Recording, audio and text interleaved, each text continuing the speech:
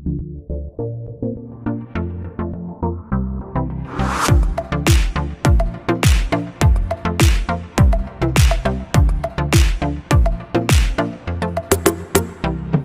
students, my name is Amit Roila and welcome to my YouTube channel Uni Physics Classes।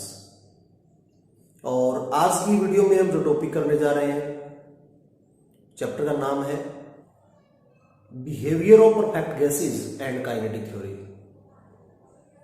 तो इस एक video में हम complete chapter करके चलेंगे। अगर किसी को कोई भी डाउट होता है प्लीज कमेंट बॉक्स में जरूर लिखें।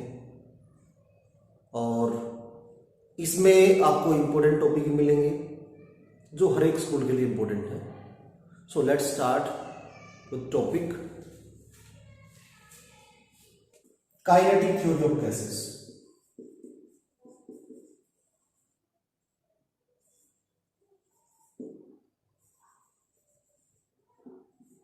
इसके पॉइंट्स लर्न करने आपको। फर्स्ट पॉइंट क्या कहता है, कोई भी जो गैस है ना उसके अंदर बहुत सारे मॉलिक्यूल्स होंगे जो कि परफेक्ट इलास्टिक स्फीयर होंगे। एवरी गैस कंसिस्ट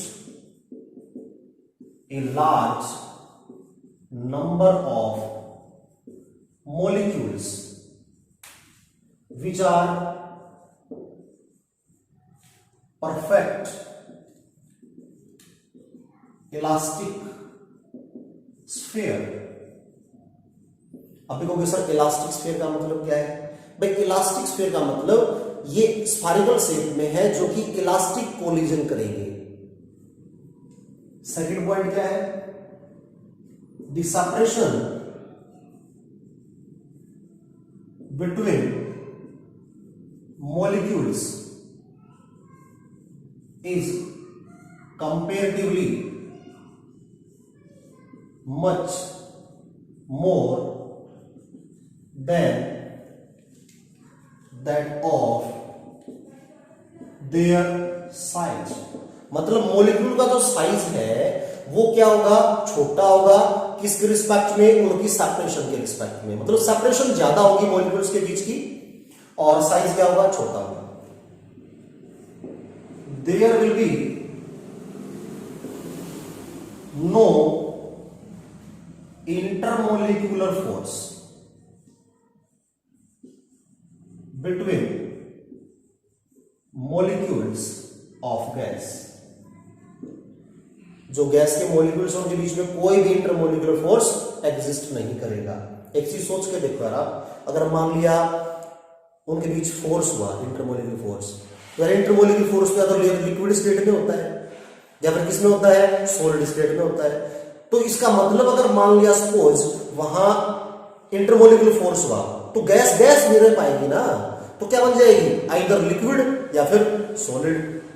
ठीक बात है। तो इसका मतलब यहां इनके बीच में कोई भी फोर्स जो है एग्जिस्ट नहीं करेगा। The path between any two successive collision will be straight line। ठीक है भाई, हालांकि जो मॉलिक्यूल्स हैं वो जिगजैग पाथ में फॉलो करेंगे। जैसे कि कोई आदमी हो ना, दारू पी रहा है, ठीक है, और दारू पी के उसको खंबे के अंदर से रास्ता दिखाई देगा तो कैसे चलेगा, वो एक चीज बांध के चलेगा। तो इसका मतलब खंबे के और इसके बीच का जो कोई पाथ है वो कैसा पाथ होगा, स्ट्रेट लाइन पाथ होगा। बात समझ में आई? किसी भी दो कोलिजन के बीच का पाथ कैसा होगा, स्ट्रेट लाइन। हालांकि मॉलिक्यूल जो ट्रैवल करेंगे जिगजैग पाथ पर ट्रैवल करेंगे, लेकिन किसी भी दो कोलिजन के बीच का जो पाथ है वो कैसा होगा, स्ट्रेट लाइन। नेक्स्ट पॉइंट है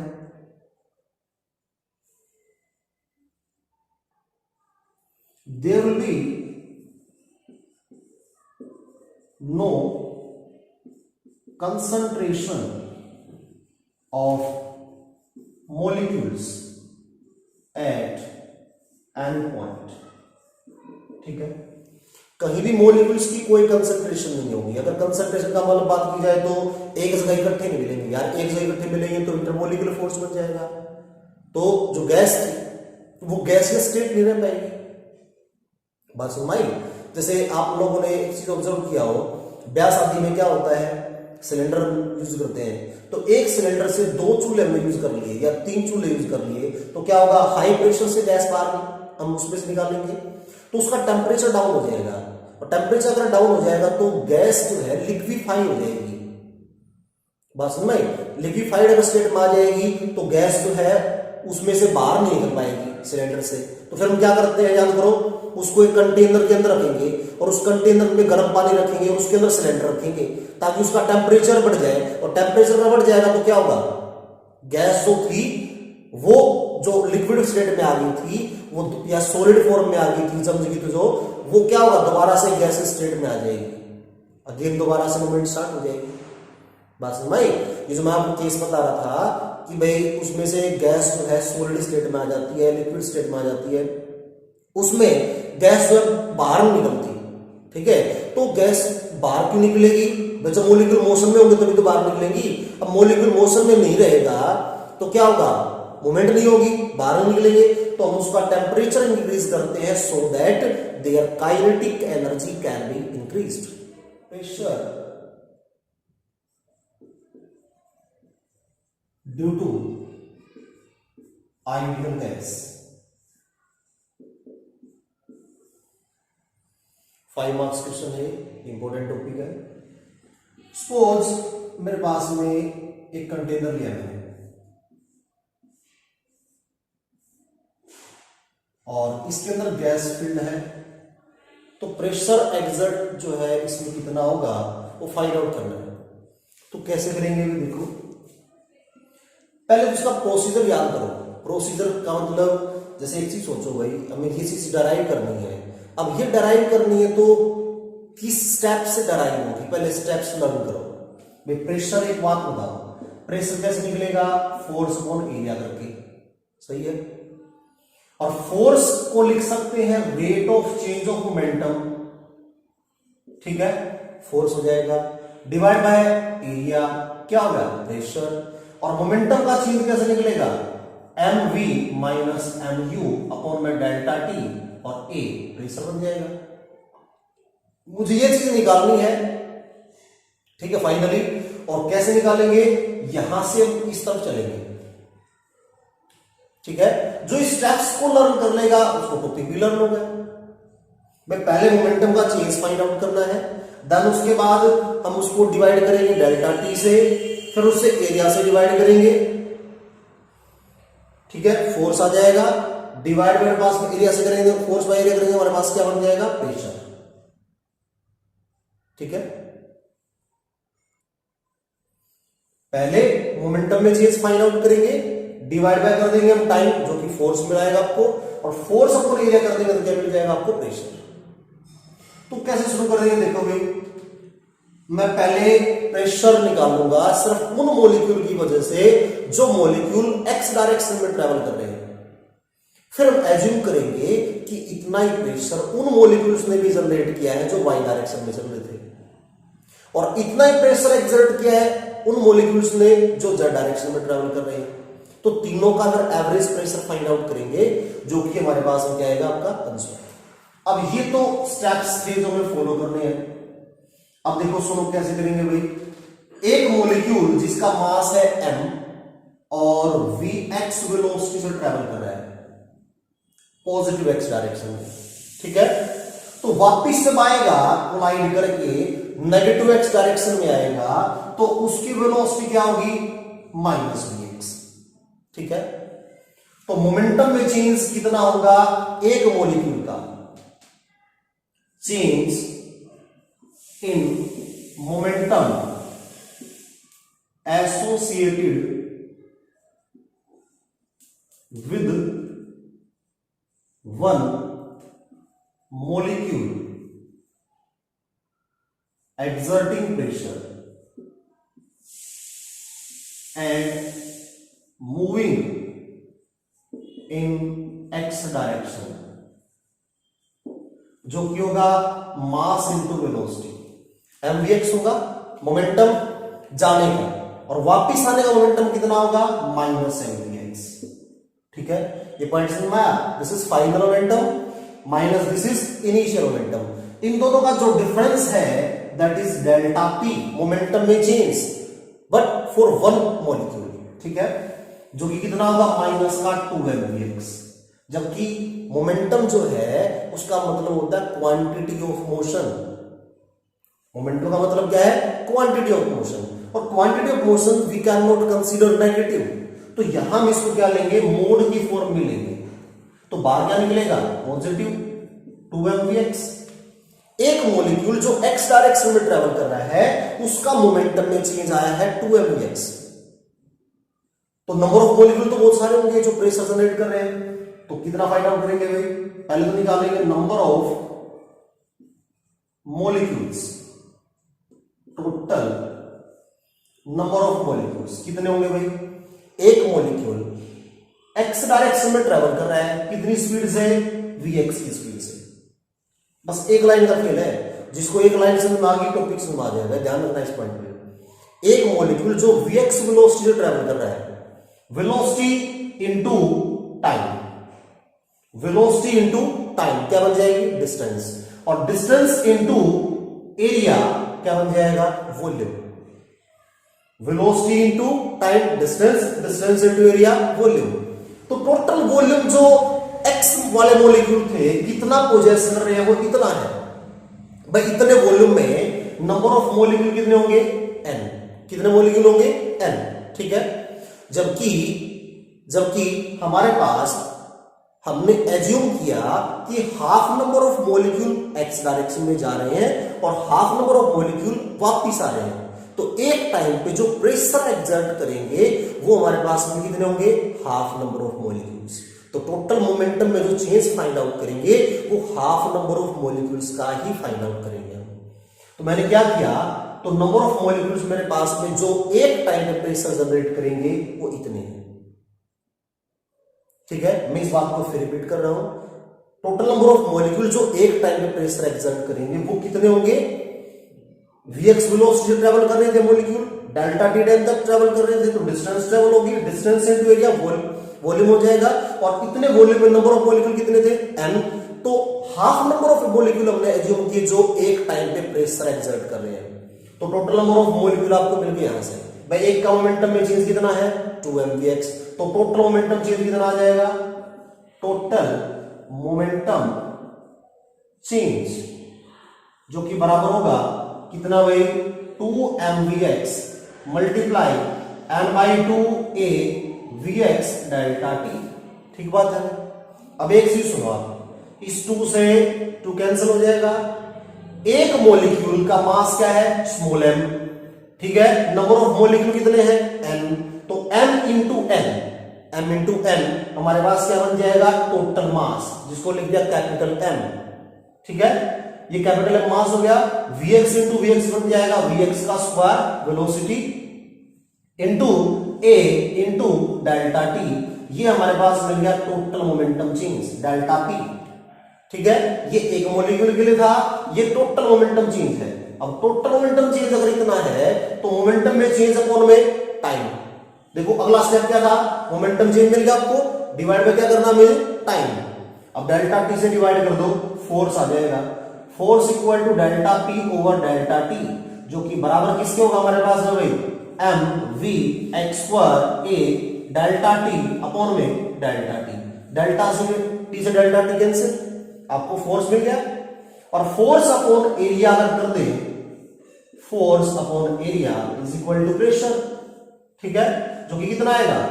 M V X square A upon में ए से ए कैंसिल, ठीक है। तो आपके पास प्रेशर मिल जाएगा उन मॉलिक्यूल्स का जो एक्स डायरेक्शन में ट्रेवल कर रहे थे, कितना? mvx square. भाई सिमिलरली हमने एज्यूम किया कि y डायरेक्शन में जो मॉलिक्यूल ट्रेवल कर रहे थे वो भी एक्सर्ट करेंगे, जो z डायरेक्शन में ट्रेवल कर रहे थे वो भी एक्सर्ट करेंगे। तो टोटल प्रेशर जो हमने एज्यूम किया है वो किसके बराबर होगा? टोटल प्रेशर फाइंड आउट करेंगे हम। टोटल प्रेशर जो कि मान लिया हमने mvx square plus mv y square plus mv z square upon में 3, ठीक बात है भाई। यहां से हमारे पास में 1/3 कांस्टेंट है, बाहर आ जाएगा, और m बाहर आ जाएगा, Vx² plus Vy² plus Vz², इस टर्म को नाम दे दिया हमने टोटल वेलोसिटी c, ठीक है, जो कि मेरे पास क्या बन जाएगी 1/3 mc², 1/3 mc²। ये टोटल हमारे पास प्रेशर आ जाएगा, मतलब एवरेज प्रेशर जिसको आप बोल सकते हो। और इसी प्रेशर की वैल्यू पर यूनिट वॉल्यूम कितनी बनेगी, डिवाइड बाय वॉल्यूम, इस तरह भी वॉल्यूम से डिवाइड, ये प्रेशर पर यूनिट वॉल्यूम हो जाएगा और यूनिट वॉल्यूम, ठीक है, नीचे मैंने वॉल्यूम लिख दिया है।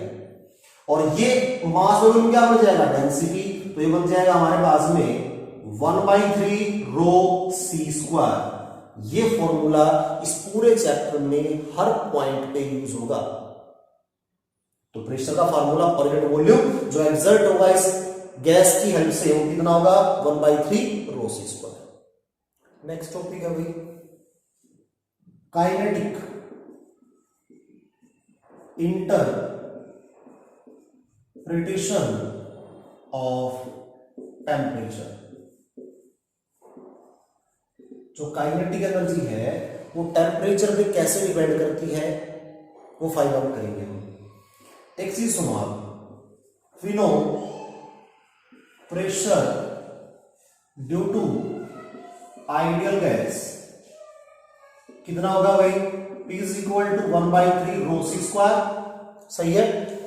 प्रेशर को हमने एज इट इज रखा 1/3 एज इट इज, डेंसिटी को लिख सकते हैं mass upon volume into c², ठीक है। अब v को इस तरफ लिया हो तो pv कितना होगा 1/3 mc², सही है भाई, इक्वेशन फर्स्ट मान ले। जबकि आइडियल गैस इक्वेशन क्या कहती है, from ideal gas equation pv is equal to mu RT, mu क्या है नंबर ऑफ मोल्स, r क्या है गैस कांस्टेंट, t क्या है temperature, mu is equal to मैं 1 मान लूं, if mu equal to 1 mole के लिए बात की जाए, इक्वेशन 2 हमारे पास क्या आ जाएगा RT इज इक्वल pv, ठीक है, ये आ जाएगी सेकंड इक्वेशन मॉडिफाइड फॉर्म में। तो फ्रॉम इक्वेशन 1 एंड 2 आपको मिलेगा pv is equal to 1/3 mc² equal mu RT, mu की वैल्यू 1 बन जाएगी तो RT इक्वल, ठीक हो गया।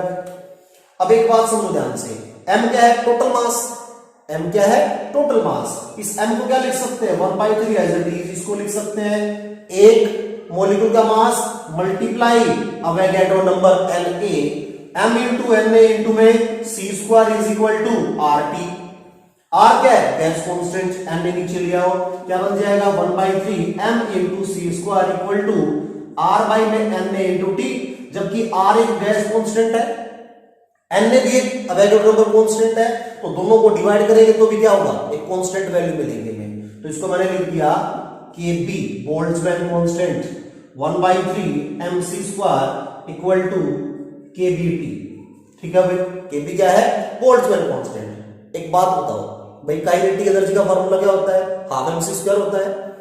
तो मैंने क्या किया 3/2 से इधर भी मल्टीप्लाई कर दिया और 3/2 से इधर भी मल्टीप्लाई कर दिया।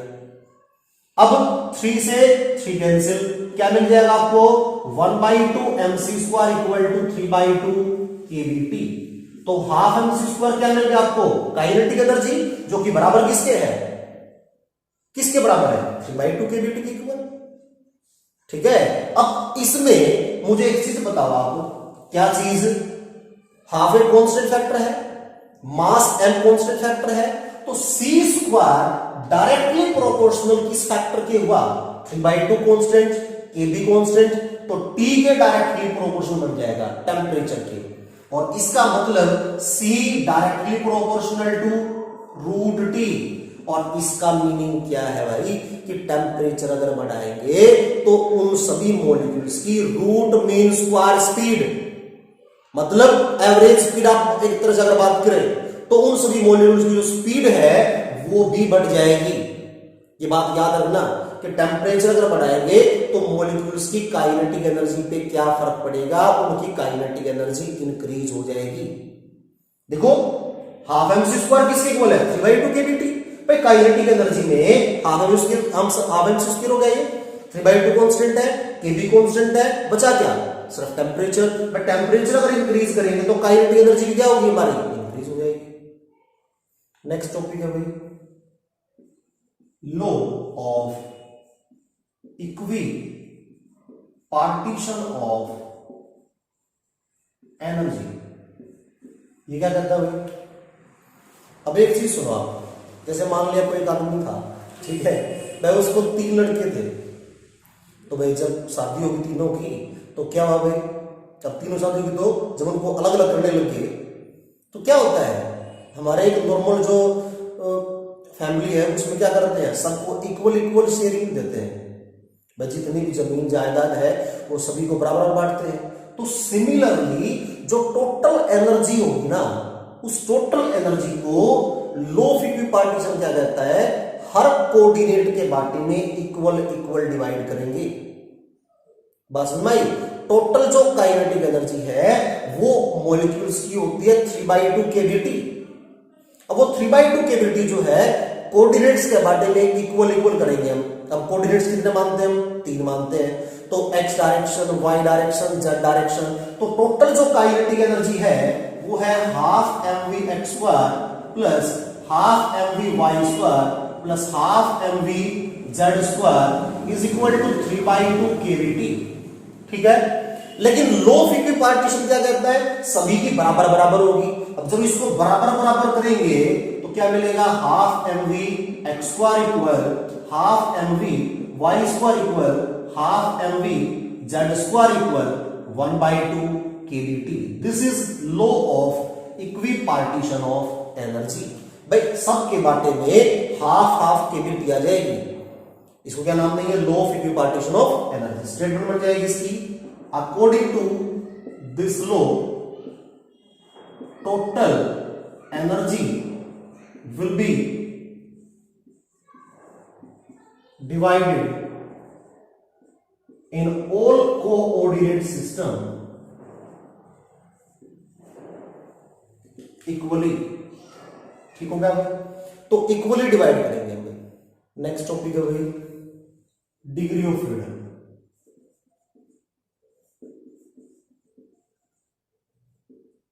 वन मार्क का क्वेश्चन है भाई, मोस्ट इंपोर्टेंट, तो ध्यान से सुने यार, बिल्कुल आसान है लेकिन पॉजिटिव सोच से काम करना है। हर क्वेश्चन मिल सकता है आपको पेपर में, चाहे आप कोई एयरफोर्स नेवी का टेस्ट दे रहे हो, कंपटीशन लेवल का, या फिर स्कूल लेवल का टेस्ट दे रहे हो, तो 1 मार्क का क्वेश्चन मिल सकता है आपको यहाँ पे। सबसे पहली बात तो डिग्री ऑफ फ्रीडम क्या है, total number of coordinates and plane required to explain position और motion of molecules of gas. ठीक है, कितने कोऑर्डिनेट्स या प्लेन की रिक्वायरमेंट होगी किसी भी गैस के मॉलिक्यूल को उसके मोशन को एक्सप्लेन करने के लिए, वो हमारे पास क्या होगी, डिग्री ऑफ फ्रीडम। इसका फार्मूला है n is equal to 3a minus of r, जबकि a क्या है, नंबर ऑफ एटम्स, r क्या है, नंबर ऑफ इंडिपेंडेंट रिलेशंस। ठीक है, n क्या है, number of degree of freedom. ठीक है, अब अगर मोनो एटॉमिक गैस के लिए मैं आपसे बात करूं डिग्री ऑफ फ्रीडम कितनी होगी, मोनो एटॉमिक का मतलब सिंगल एटम, यार सिंगल एटम होगा तो पेयर कितने होंगे, 0। पेयरिंग कहां से होगी, अरे शादी करने के लिए अकेले से शादी थोड़ी होती है, इसका मतलब भाई एक दूसरा कुछ तो होना चाहिए। ठीक है, तो सिमिलरली मोनो एटॉमिक गैस में भाई एक ही एटम है, तो एक एटम में शेयरिंग मतलब पेयरिंग नहीं हो सकती, और पेयरिंग नहीं हो सकती तो हमारे पास पेयर कितने बन जाएंगे, 0। कितने बनेंगे, 0। कितना बन जाएगा भाई, 3। हमारे पास में as it is number of atoms 1 हो जाएगा, रिलेशन कितने बन जाएंगे भाई, 0। ठीक है, 0। और किसके बराबर आ जाएगा, n के बराबर। तो 3 मल्टीप्लाई 1 इक्वल टू 3, तो n हमारे पास आ जाएगा 0। हमारे पास वैल्यू थी है, तो वैल्यू आ जाएगी n इक्वल टू 3। अगर बात की जाए डाई एटॉमिक गैस के लिए, तो डाई एटॉमिक में क्या होता है भाई, 2 एटम। यार 2 एटम होंगे तो पेयर कितने बनेंगे, 4, एक पेयर बनेगा, ठीक है। तो वैल्यू आ जाएगी 3 as it is, number of atom 2 हो गए, रिलेशन कितने बन गए 1, तो हमारे पास 3 2 जा 6 माइनस 1, 5 डिग्री ऑफ फ्रीडम आ जाएगी हमारे पास में डाई एटॉमिक गैस के लिए। अगर बात करें ट्राई एटॉमिक गैस, तो ट्राई एटॉमिक में 2 केस पॉसिबल है। हो सकता है वो एक लाइन के अंदर प्रेजेंट हो, जिसको नाम देते हैं लीनियर कॉम्बिनेशन। लीनियर कॉम्बिनेशन अगर ऐसा है तो डिग्री ऑफ फ्रीडम कितनी होगी भाई, 3 मल्टीप्लाई 3, एटम 3 है लेकिन पेयर कितने हैं, रिलेशन कितने हैं 2 माइनस 2, तो 3 3 जा 9 माइनस 2, 7 डिग्री ऑफ फ्रीडम बन जाएगा। अगर नॉन लीनियर कॉम्बिनेशन है तो भाई नॉन लीनियर तो ऐसे बनेगा, कितने पेयर बन जाएंगे 3, और 3 अगर पेयर बनेगा तो हमारे पास वैल्यू आ जाएगी 3 मल्टीप्लाई 3, एक ही जगह 3 आएगा नंबर ऑफ एटम्स, रिलेशन कितने बन जाएंगे हमारे पास में 3, तो 6 डिग्री ऑफ फ्रीडम बन जाएगा नॉन लीनियर कॉम्बिनेशन के लिए। क्लियर है भाई। नेक्स्ट टॉपिक है हमारे पास भाई स्पेसिफिक हीट कैपेसिटी। ये क्या चीज है भाई, स्पेसिफिक हीट कैपेसिटी गामा होती है और जो कि बराबर होती है Cp ओवर Cv के, ठीक है।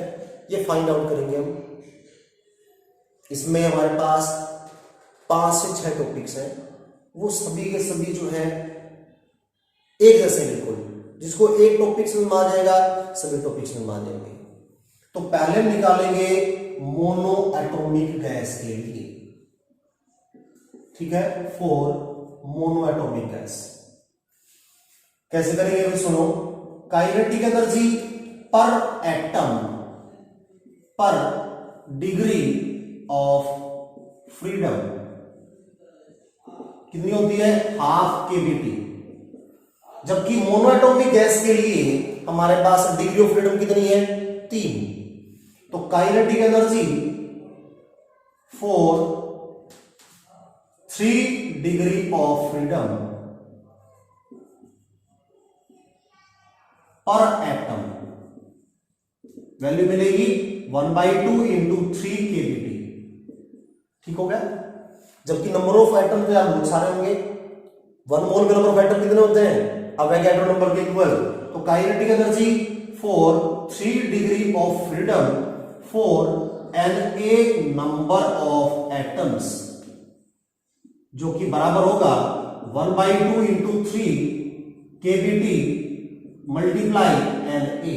तो kB इंटू एन ए हमारे पास क्या बन जाएगा, गैस कांस्टेंट R जो बात की थी हमने। तो वैल्यू आ जाएगी टोटल एनर्जी, और इस टोटल एनर्जी को हम डिनोट करेंगे U से, जो कि बराबर होगा 3/2 kB into N A, R बन जाएगा 3/2 RT।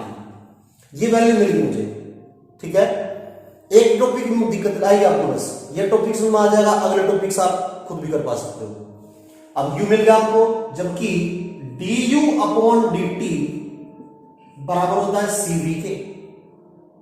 Cv क्या है, specific heat capacity eight constant volume. ये कैसे आ गया भाई, ये समझो। याद करो हम लोगों ने क्या पढ़ा था, first law of thermodynamics, dq equal to du plus pdv। अगर आइसोकोरिक प्रोसेस है तो dv बन जाएगा 0, dv 0 होगा तो dq बराबर हो जाएगा du के, ठीक है।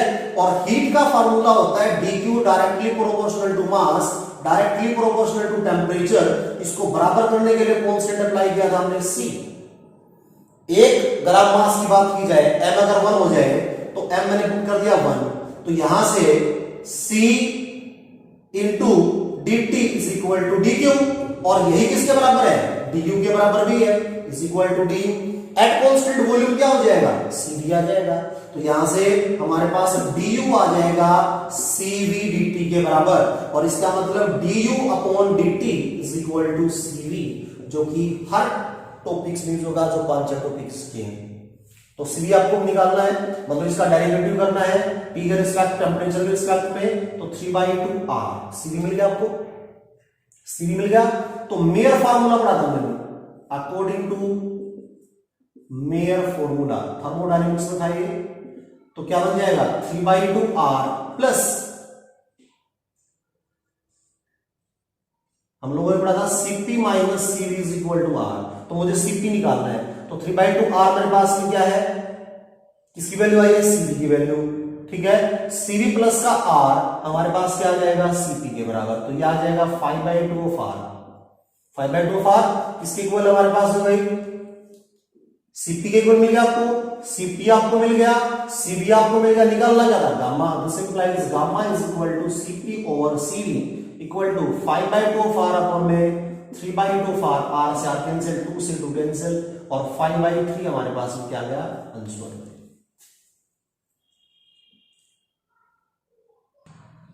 नेक्स्ट हमारे पास हो गई specific heat capacity for diatomic gas. कैसे करेंगे अभी देखो, काइनेटिक एनर्जी पर एटम पर डिग्री ऑफ फ्रीडम हमारे पास था हाफ केबीटी, ठीक है।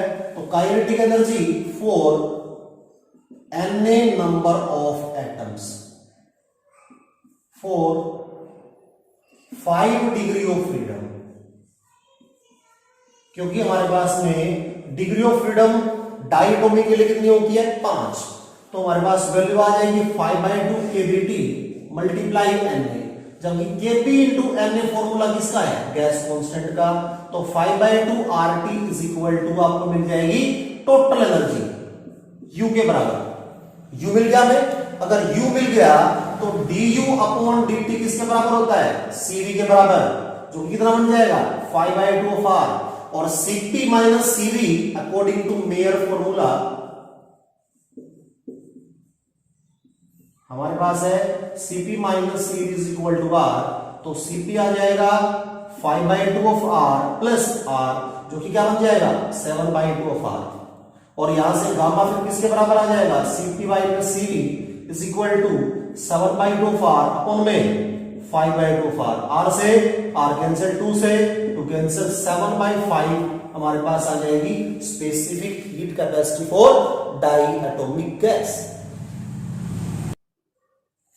नेक्स्ट टॉपिक है हमारे पास specific heat capacity for triatomic gas for linear combination,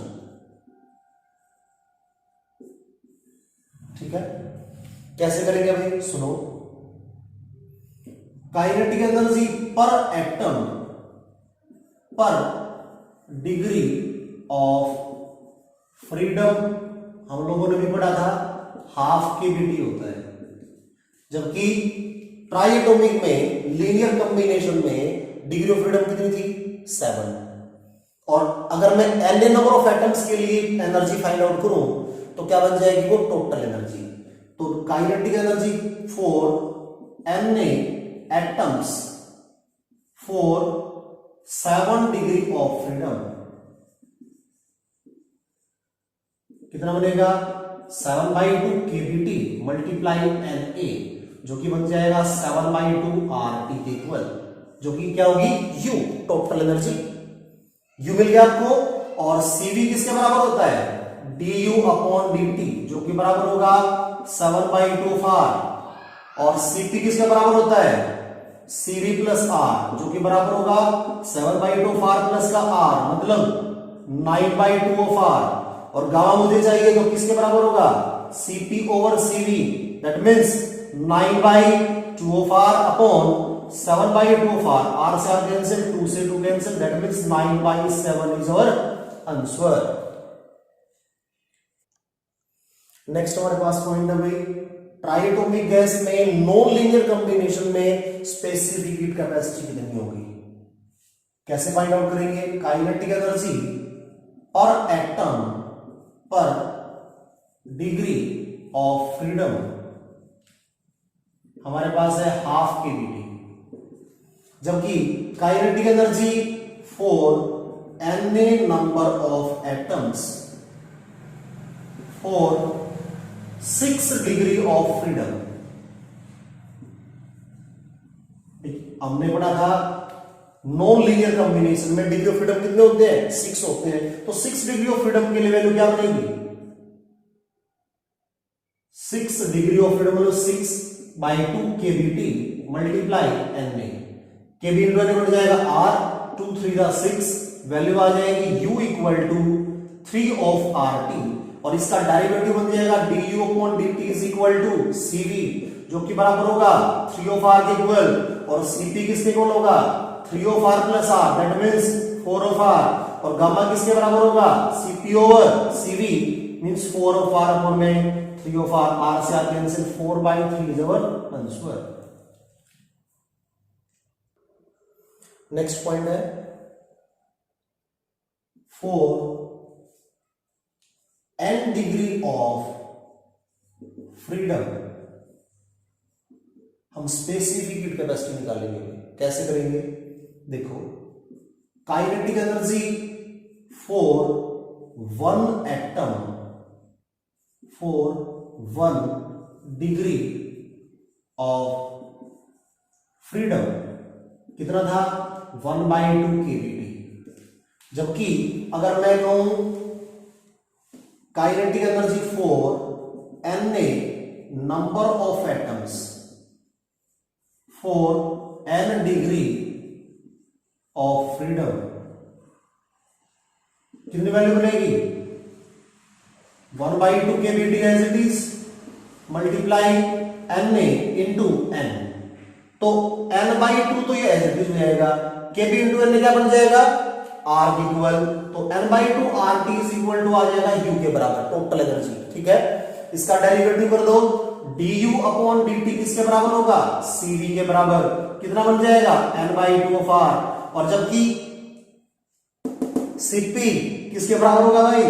cv plus का r, that means n/2 of r plus का r, that means r common आ जाएगा, n/2 प्लस 1 एलसीएम लेंगे 2 आ जाएगा, ये बन जाएगा हमारे पास n प्लस का 2 multiply r is equal to cp। cp मिल गया भाई, cv मिल गया, गामा निकाल दो यार, कितना बनेगा? cp ओवर cv किसके बराबर? n प्लस 2 इंटू में r अपॉन में 2, और ये हमारे पास क्या होगा? n यहां आ जाएगा, 2 पर आ जाएगा हमारे पास में, और r भी आ जाएगा, r नीचे आ जाएगा हमारा, 2 से 2 कैंसिल, r से r कैंसिल, और हमारे पास वैल्यू आ जाएगी n प्लस 2 बाई में n, हमारे पास में specific heat capacity for n degree of freedom. Next topic है भाई 4 पॉली एटॉमिक गैस, हम स्पेसिफिक हीट कैपेसिटी निकालेंगे।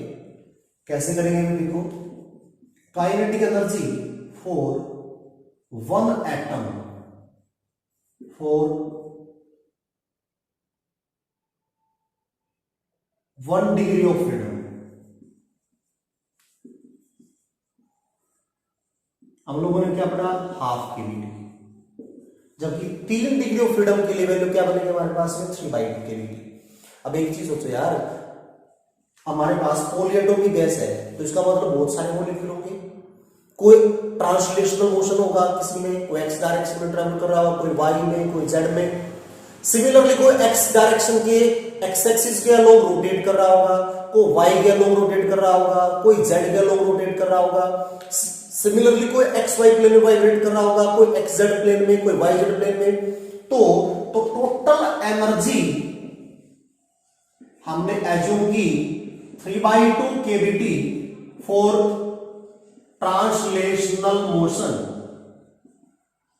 ठीक है, और 3/2 केवीटी फॉर रोटेशनल मोशन, और F केवीटी वाइब्रेशनल मोशन, क्योंकि हमारे पास कोई fix number of degree of freedom नहीं है फॉर वाइब्रेशन मोशन के लिए, उसको हमने एफ एज्यूम कर लिया है डिग्री फ्रीडम को। ठीक है भाई, 3/2 plus 3/2 3 plus F into KBT हमारे पास क्या आ जाएगा, किसके बराबर आएगा, एनर्जी टोटल लिया है भाई, क्योंकि हमें नंबर ऑफ एटम से ही मल्टीप्लाई करना है, मतलब अगर इसको Na से मल्टीप्लाई कर देंगे तो बन जाएगी टोटल एनर्जी, मल्टीप्लाई Na, केबी इंटू Na क्या बन जाएगा R, तो 3 प्लस एफ इंटू में RT किसके बराबर है, U के बराबर, डेरिवेटिव कर दो इसका, du अपॉन dt किसके बराबर होगा, CV के बराबर, क्या बन जाएगा 3 plus F into R, CV मिल गया आपको भाई, CV मिल गया तो यार CP निकाल दो, CV प्लस का R जो कि बराबर किसके होगा 3 plus F into R plus R दोनों में कॉमन आ जाएगा, तो 3 प्लस एफ प्लस 1 जो कि क्या बन जाएगा 4 plus F into R, CV मिल गया, सीपी मिल गया, तो गामा किसके बराबर होगा CP over CV, that means 4 plus F into R upon में 3 प्लस एफ इंटू आर से आर कैंसिल, कितनी वैल्यू मिल गई भाई 4 प्लस एफ बाई में 3 plus F is equal to specific heat capacity for only atomic gas. अगर आपको ये वीडियो पसंद आई तो प्लीज वीडियो को जरूर लाइक करें, शेयर करें फ्रेंड्स को, and thank you for subscribing to Uniphysics classes.